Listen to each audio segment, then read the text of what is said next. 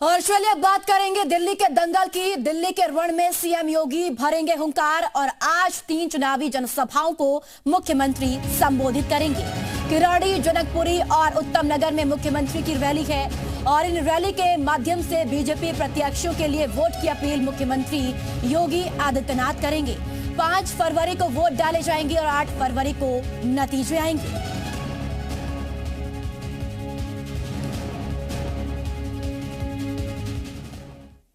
दिल्ली की सत्ता के लिए छिड़ी जंग, आज से योगी आदित्यनाथ की एंट्री होने वाली है।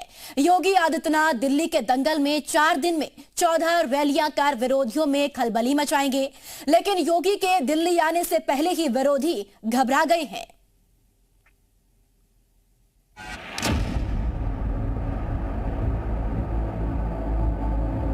पटोगे तो कटोगे।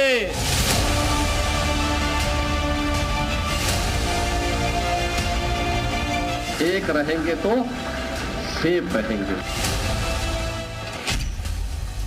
योगी दिल्ली आएंगे, बीजेपी की जीत का परचम लहरा कर जाएंगे। हरियाणा, महाराष्ट्र और यूपी के बाद दिल्ली में भी ब्रह्मास्त्र चलाएंगे। दिल्ली में 27 साल का सूखा खत्म कर बीजेपी सत्ता हासिल करना चाहती है, इसीलिए अरविंद केजरीवाल के गढ़ में गरजने के लिए योगी को उतार दिया है। 23 जनवरी से दिल्ली के दंगल में जब योगी आदित्यनाथ हुंकार भरेंगे तो विरोधियों के दिल अभी से घबराने लगे हैं। वहाँ भी झारखंड में तो नहीं चला ये सब, यहाँ भी नहीं चलेगा दिल्ली में। मुख्यमंत्री योगी आदित्यनाथ दिल्ली चुनाव में कुल 14 जनसभाएं करेंगे। बीजेपी के पक्ष में सीएम योगी की एक दिन में 3 से 4 सभाएं होंगी। 23 जनवरी से 1 फरवरी तक दिल्ली के अलग अलग इलाकों में उनकी सभाएं होंगी। दिल्ली में दंगल आम आदमी पार्टी बनाम बीजेपी है। उम्मीद है कि योगी जिन जिन इलाकों में सभाएं करेंगे वहां जीत की गारंटी है। 23 जनवरी को किराड़ी, जनकपुरी और उत्तम नगर में योगी आदित्यनाथ हुंकार भरेंगे। 28 जनवरी को मुस्तफाबाद, घोड़ा, शाहदरा और परपड़गंज में जनसभाएं होंगी। 30 जनवरी को महरौली, आरकेपुरम, राजेंद्र नगर और छतरपुर योगी की ताबड़तोड़ रैलियां होंगी। वहीं 1 फरवरी को योगी आदित्यनाथ पालम, बिजवासन, द्वारिका में रैली के जरिए बीजेपी के पक्ष में माहौल बनाएंगे। पिछले चुनावों में बीजेपी को मिली जीत में योगी का स्ट्राइक रेट जबरदस्त रहा है। ऐसे में पार्टी एक बार फिर दिल्ली में हवा का रुख मोड़ने के लिए योगी लहर चलाने जा रही है। ब्यूरो रिपोर्ट, जी मीडिया। और चलिए ज्यादा जानकारी के साथ जी मीडिया संवाददाता तुषार हमारे साथ एक बार फिर से जुड़ चुके हैं। तुषार, 4 दिन 14 जनसभाएं, इससे पहले भी जहां जहां मुख्यमंत्री ने प्रचार प्रसार किया, हरियाणा, महाराष्ट्र, वहां पर प्रचंड बहुमत के साथ बीजेपी की सरकार बनी और अब दिल्ली के दंगल में मुख्यमंत्री की हुंकार है। निश्चित तौर पे देखिए, जिस तरह से हरियाणा में चुनाव प्रचार किया मुख्यमंत्री योगी आदित्यनाथ ने, महाराष्ट्र में चुनाव प्रचार किया और उनका एक नारा था कटोगे तो बटोगे, वो सबसे अधिक हिट रहा। और उसके बाद जिस तरह से प्रचंड बहुमत आई, चाहे वो महाराष्ट्र में देख लीजिए या फिर हरियाणा में देख लीजिए, जहां जहां मुख्यमंत्री योगी आदित्यनाथ ने चुनाव प्रचार किया वहां की सीट तो जीत तय ही रही।